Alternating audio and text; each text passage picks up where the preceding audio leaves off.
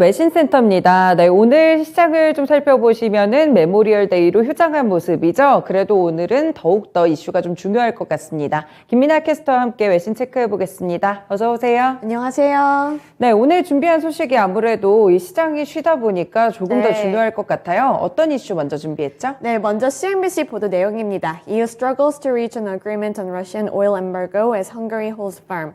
이번에 원유 관련해서 소식을 가져왔는데요. 바로 기사 내용 통해서 업데이트 소식 전해드리겠습니다. 러시아의 우크라이나 침공에 대한 제재 조치 중 하나로 유럽연합이 추진 중인 러시아산 원유 금수 조치가 돌파구를 찾지 못하고 있습니다.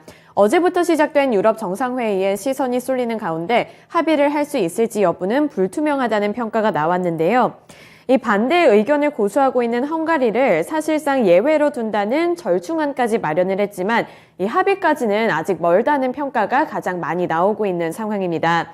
EU 정상회의는 현지 시간 30일에서 31일까지 이렇게 이틀 동안 열리는 만큼 이 부분에 관심이 쏠리고 있는데 여기서 합의점을 찾을 수 있을지가 관전 포인트가 될 것 같습니다.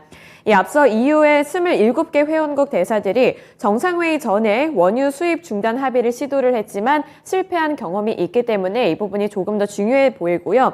또 EU 집행위원회는 이달 초에 러시아산 원유와 석유 제품 수입 중단이 포함된 대러 6차 제재안을 제안했는데 EU 대사와 외무장관이 연일 회의를 거듭했지만 채택이 되지 못했습니다. 이 제재안이 통과되기 위해서는 27개 회원국들이 모두 동의를 해야 하기 때문에 이런 부분들에 조금 더 초점을 맞추고 지켜보시면 좋을 것 같습니다. 네, 지금 EU가 이렇게 원유에 대해서 수입 금지를 하는 거에 대해서 계속 논의가 있는데 불발되는 상황이잖아요. 네. 아무래도 반대하는 국가들은 이 에너지 의존도가 좀 높기 때문이죠. 네, 그렇습니다. 그 부분이 바로 정답이었는데요. 기사 살펴보시더라도 그 원유에 대한 수입 의존도가 높은 국가들로 인해서 지금 합의점을 못 찾고 있는 것으로 분석이 되고 있습니다.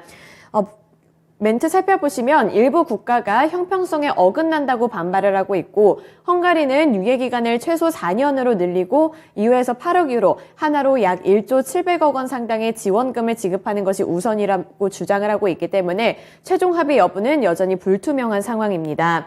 특히 이번 제재를 놓고 발목을 잡은 것은 헝가리 측이 되겠는데요. 원유 수입의 65%를 러시아에 의존하고 있고 또 자국 경제에 미칠 타격을 가장 많이 우려하고 있는 국가이기 때문입니다. 비슷한 입장을 갖고 있는 슬로바키아와 체코도 자국에 적용되는 유예 기간을 2년 반으로 하는 방안에 동의를 한 것으로 전해져 왔는데요.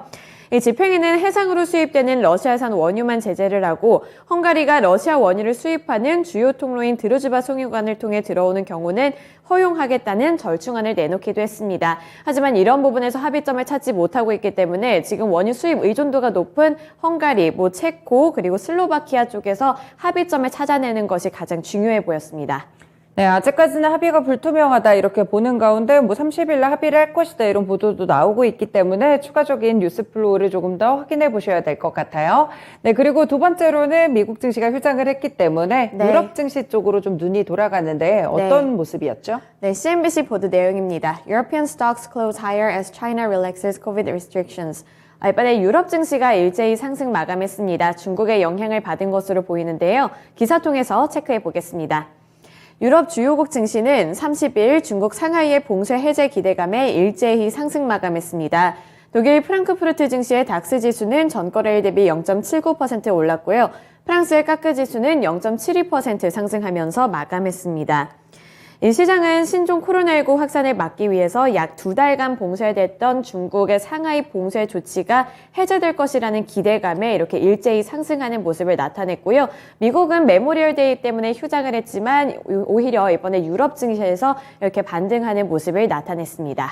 네, 그렇군요. 상하이 봉쇄가 해제됐다. 이 부분이 좀 키포인트일 것 같은데 어떤 부분을 보시는 거죠? 네, 상하이 봉쇄 해제 기대감이 아무래도 좀 전 세계적으로 영향을 미치고 있는 만큼 그 부분에 대한 추가 설명을 가져왔는데요. 멘트 살펴보시면 코로나19 확산세가 꺾이면서 중국 양대 도시가 정상화를 위한 시동을 걸었다고 합니다. 감염자 감소 추세가 확연해진 상하이시는 장기간의 도시 봉쇄로 침체된 경제 살리기에 나선 거고요. 준봉쇄 상태에 있던 수도 베이징도 점차 도시 기능을 회복해 가고 있다고 보도했습니다.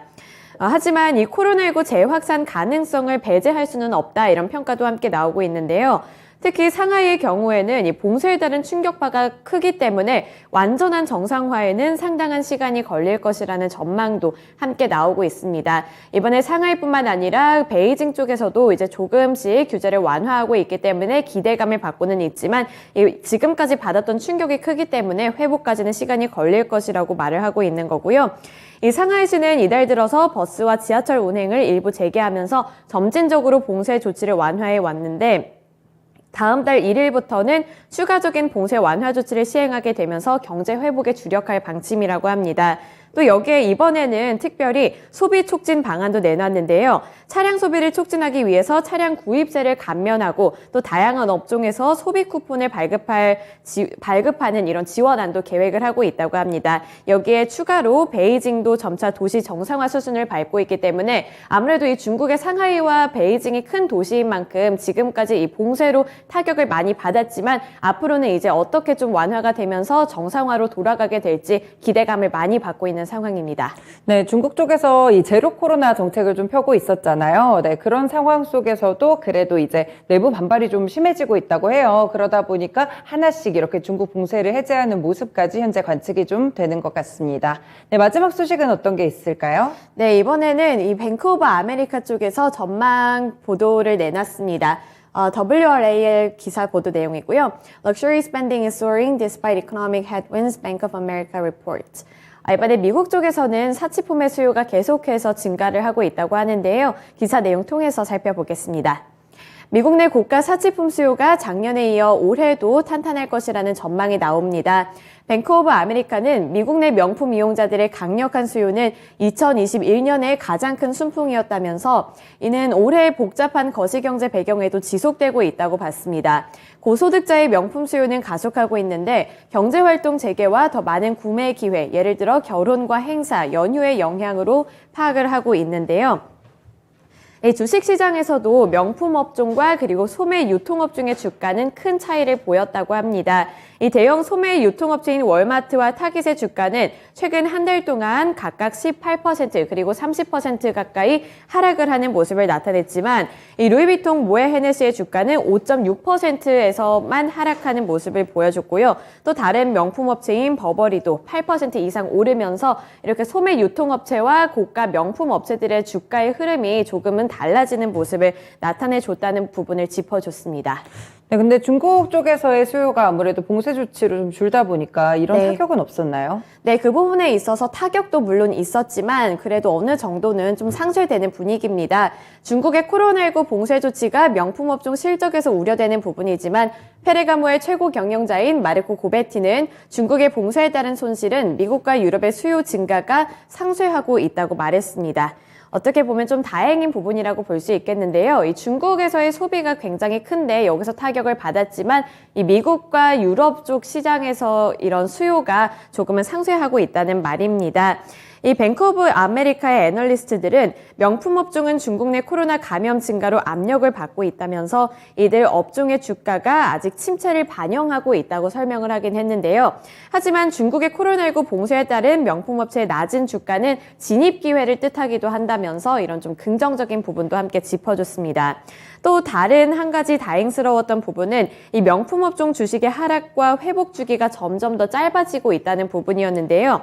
최근 20년을 살펴봤을 때 모두 6차례의 명품 업종 주가 하락이 있었는데 첫 번째로는 2000년에서 2001년의 닷컴 버블, 또 2007년에서 2009년의 글로벌 금융위기 뭐 이런 것들이 있었지만 이번에는 조금씩 그 주기도 짧아지고 있고 수요 회복이 계속해서 나타나고 있다는 부분이었습니다. 네, 사치품 수요가 어느 정도 회복하고 탄탄하게 가고 있다는 점을 함께 알아봤습니다. 네, 오늘 증시가 좀 휴장을 했기 때문에 미증시 휴장 영향으로 여러 가지 외신들 체크해봤고요. 특히나 이 원유 관련해서 금수 조치 관련한 논의들, 그리고 거기에 상하이 봉쇄의 이 부분, 그리고 사치품 수요 세 가지 이슈를 짚어드렸습니다. 김민아 캐스터와 함께했습니다. 고맙습니다. 지금까지 글로벌 외신센터였습니다.